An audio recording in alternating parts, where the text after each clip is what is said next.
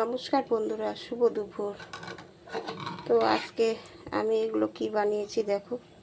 খিচুড়ি, আতপ চাল, মুগ ডাল আর একটু সবজি দিয়ে খিচুড়ি বানিয়েছি বন্ধুরা। এত দাঁতের ব্যথা, কিচ্ছু গিলতে পারছি না। আর দাঁতের ব্যথা হলে তো স্বাভাবিক নরম জিনিসই খেতে হয়। ডাক্তার বলেছে একদম শক্ত জিনিস চিবানো যাবে না, আর আমি চিবোতেই পারছি না, আমার দাঁতের যা অবস্থা। তো তাড়াতাড়ি করে খিচুড়ি বানিয়ে নিলাম। ছেলে ডিউটি যাওয়ার সময় বলল,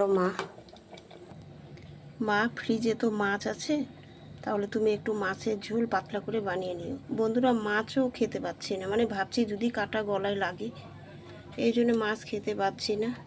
আর দেখো, ছেলে তরমুজ, তারপরে হচ্ছে আঙ্গুর, আর এগুলো তো আমি এই যে দুধ রুটি খাই, তো এই সব খাবারগুলো এনে রেখেছে, কিন্তু খেতে তো পাচ্ছি না, আমি একদমই খেতে পাচ্ছি না বন্ধুরা।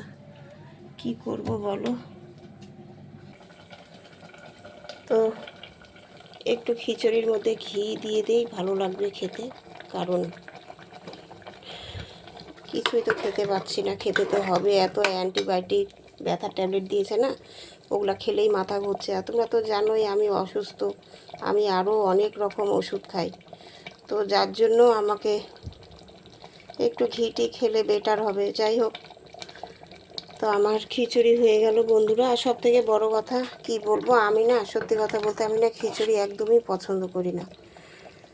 তো আমার মা ফোন করে বলছে, তুই তো খিচুড়ি পছন্দ করিস না। তো আমি মাকে বললাম, মা আমি যতই ভালো না বাসি তাকে, কিন্তু বিপদের সময় এই আমাকে সাথ দিল।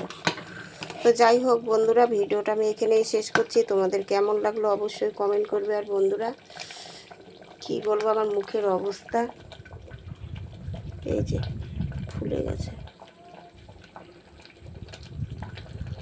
তো বন্ধুরা, ভিডিওটা এখানেই শেষ করছি। ভালো লাগলে অবশ্যই লাইক, শেয়ার, কমেন্ট করো বন্ধুরা।